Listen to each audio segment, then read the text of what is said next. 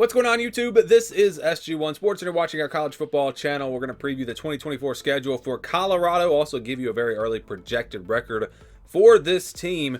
Of course, one of the more interesting teams in college football. You look back at the schedule last season, they played TCU, Nebraska, and Colorado State all in the non-conference, and they won all three of those games. They won all three of their non-conference games.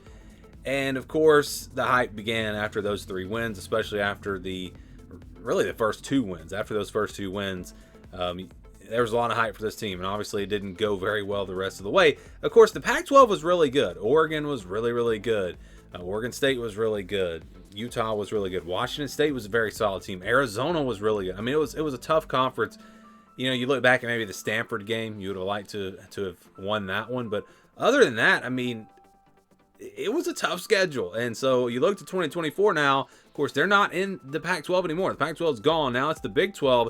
And I think the schedule will ease up a little bit, at least the conference schedule. So here is that entire schedule. Let's break it down first. We'll look at the non-conference. They play North Dakota State, who, of course, is one of the better FCS teams. Has been for some time. So that might not be an easy win. I actually saw a very early spread for that game. I think it was like 8 points. So, yeah, we're not expecting a blowout in that one.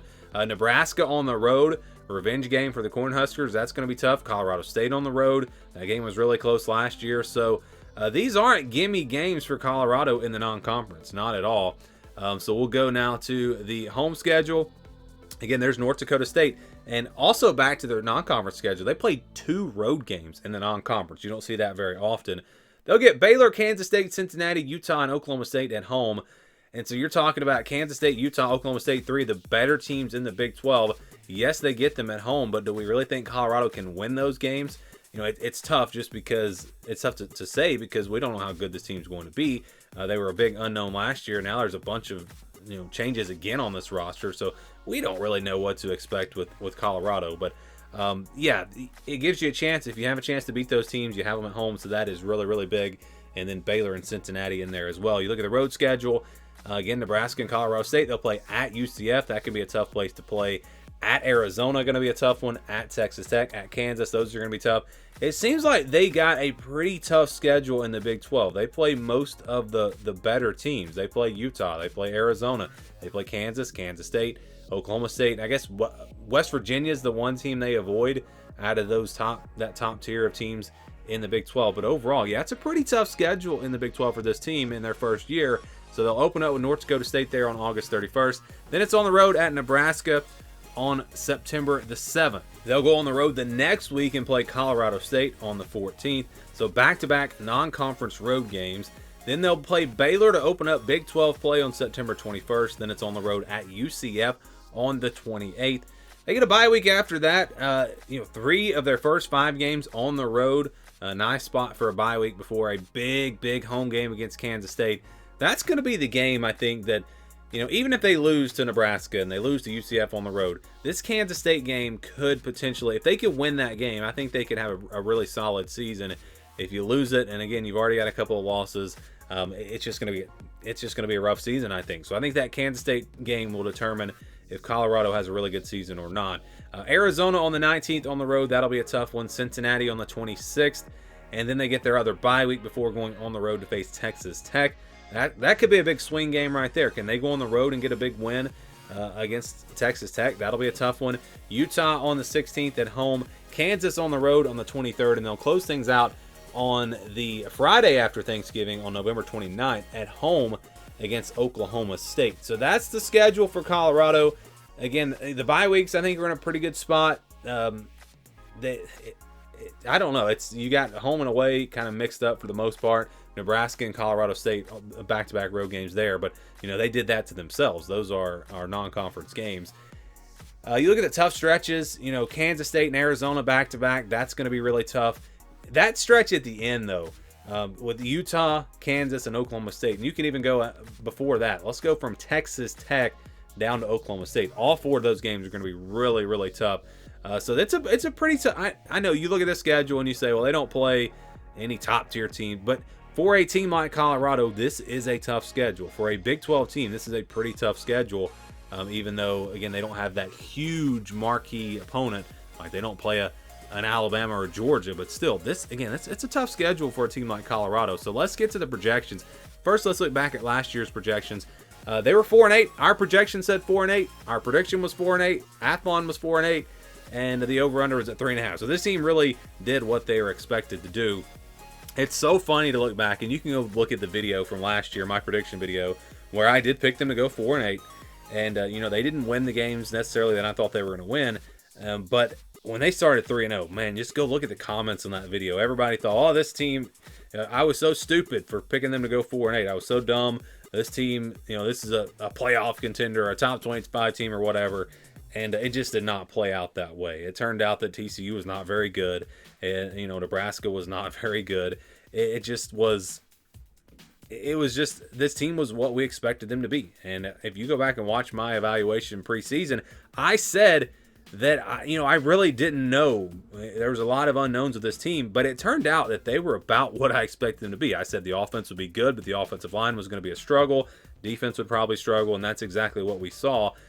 So fast forward to 2024, and the schedule is maybe a little easier as far as games where there aren't a lot of games that they have no chance in like they had last year, but it is still going to be a tough schedule, and we'll get to the projection now. So this is the scale that we use.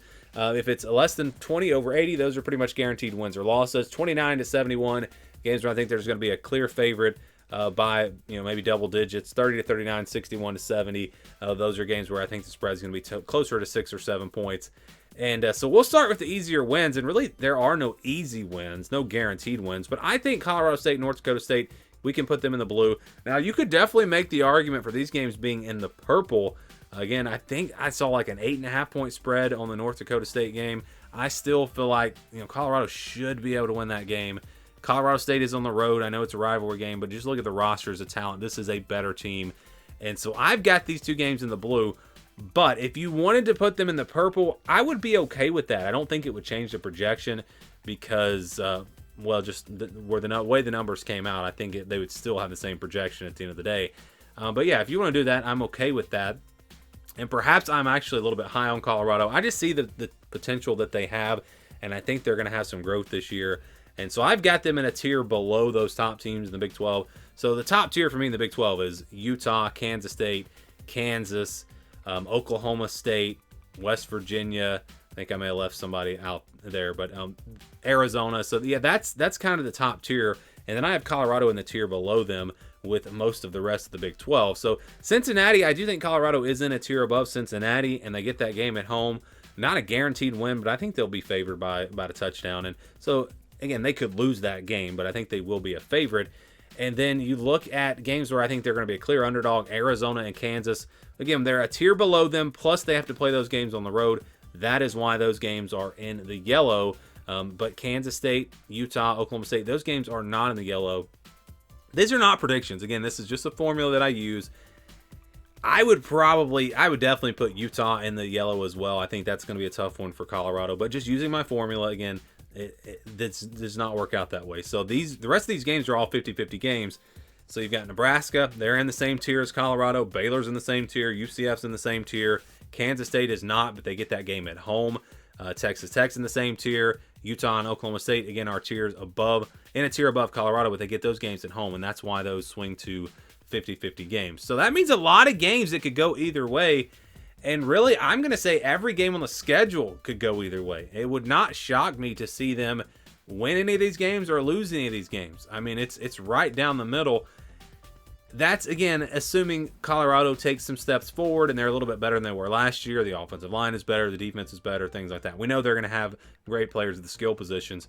So, I mean, it's pretty clear when you do the average here to get the projection. It's 6-6. They're going to split all these games. That's what the odds would say. And so 6-6 is about where this team is expected to be. Anything over that, I think, is a really good season. Anything under that is a disappointment. But even 5-7 is a little bit better than last year. So I think, again, Colorado getting to a bowl game, that's got to be the goal this year. And I think they can do it. But, again, you're going to have a lot of close games. A lot of games that can go either way. And if they can win those games, it's going to be a good season. If they lose a lot of them, it's going to be a disappointing season. But the projection, again, says right down the middle, 6-6 for Colorado. Do you guys agree? Do you disagree? Give me your thoughts on this team down in the comments below.